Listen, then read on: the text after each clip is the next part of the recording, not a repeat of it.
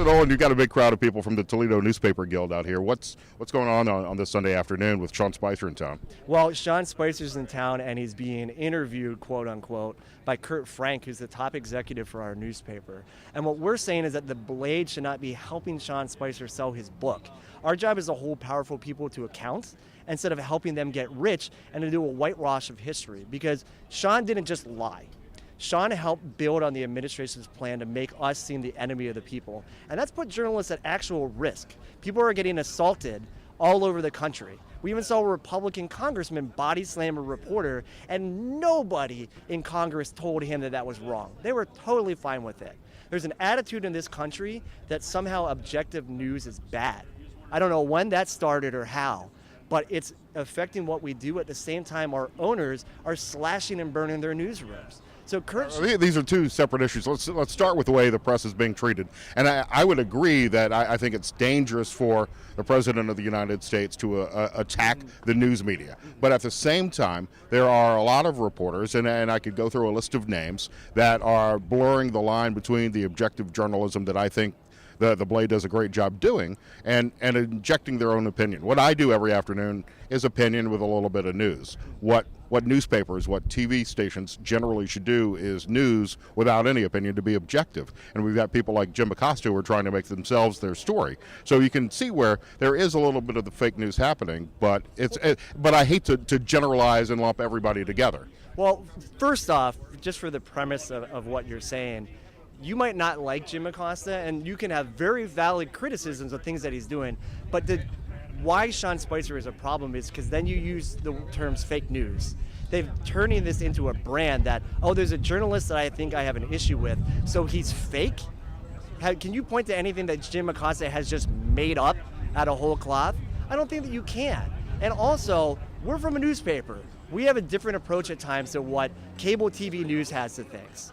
We're here to defend the smart, fair, accurate, non-biased journalism that newspapers have been known for. Like the New York Times, like the Washington Post, like the Baltimore Sun, like the Chicago Tribune, all over the country. And the big thing about the way the newspaper is supposed to work is that if you don't like the story or you think something was wrong, there's a process to hold us to account, that we write corrections, that we're responsive to the community, because nobody gets it right 100% of the time. I know I don't.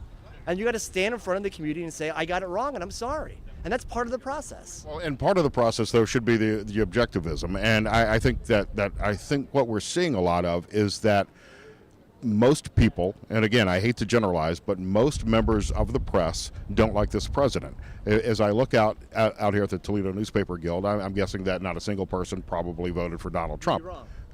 And which is fine, but do you see where I'm going with this? I think that unfortunately this bias, especially for somebody as polarizing as Donald Trump, is injecting itself into what otherwise should be objective reporting. I would say that again, the premise of what you're saying, I do not believe is accurate. A lot more members of our union are registered Republicans that voted for Donald Trump than a lot of people realize. And I'll also say that our union, and not just in Toledo, but the guild across the country, is purposely a nonpartisan union that does not endorse candidates, specifically because of that issue.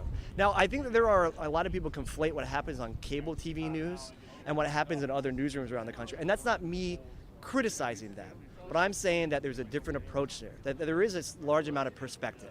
And you can look at Fox News as a perfect example of that.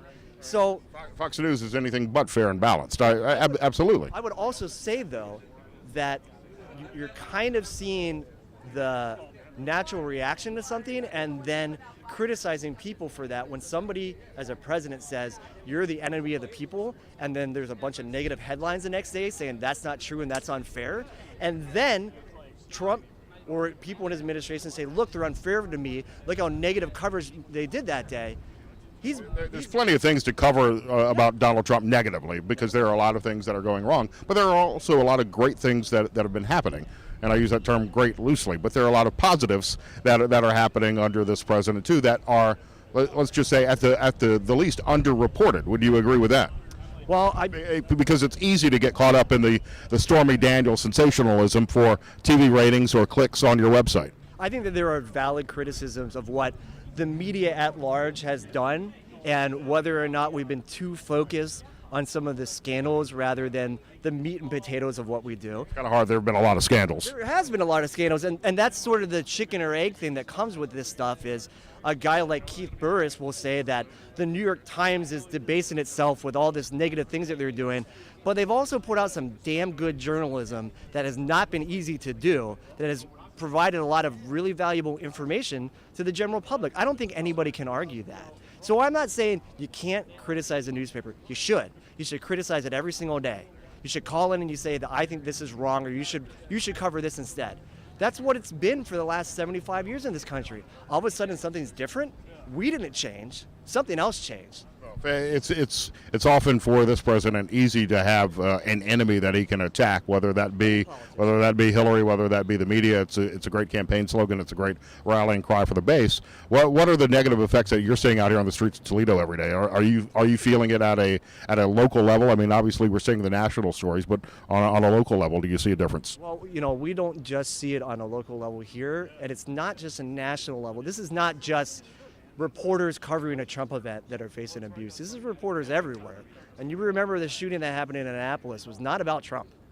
But this attitude that has been pushed across this country that we are something that should be attacked, that we are not part of a community, that we are the enemy of the people, it helps feed into that makes us something that is legitimate to use physical violence against. And you do see it when you go out on assignments that people will be vitriolic towards you. We've had people that have been spit at, that have been cursed at, that have been yelled at just for doing their jobs. Trump supporters would point to the shooting of Steve Scalise and the congressional baseball practice, or Sarah Huckabee Sanders being chased out of a restaurant to show the animosity coming from the left and liberals and Democrats as well. Well, the thing about that is, and she said that in her response to Jim Acosta, she pointed to all those things when he asked her to say whether or not the press is the enemy of the people.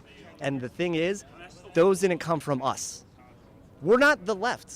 I might have my own political views, but newspapers are not affiliated with any party as the administration has tried to push out there, because it's good for him to have a boogeyman.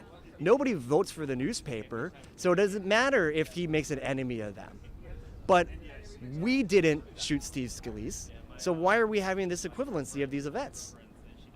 So in today's event with Sean Spicer, isn't there an opportunity for Kurt and the Blade to ask Sean Spicer these tough questions? Are you expecting that to happen this afternoon? We had a Guild member interview Sean Spicer before this event. There's already been those opportunities to ask him questions. What that has to do with then his book signing, you think at his own book signing, Kurt Frank, who hasn't been a newsroom journalist for 20-some years, is going to get some really hard-hitting questions. When we're sponsoring the event, this isn't an open forum that everybody can hold Sean Spicer to account for what he did. This is a promotional tour to help him sell his book. And that's, again, our problem. It's not that Sean Spicer's here. I don't like the guy, but we weren't going to come to protest it. It's that the Blade shouldn't be helping him whitewash history. That's not what we're supposed to be doing as a newspaper. Don't you have better things to do on a gorgeous Sunday afternoon? I just got camping and I'm sweating my ass off. I was camping all weekend long.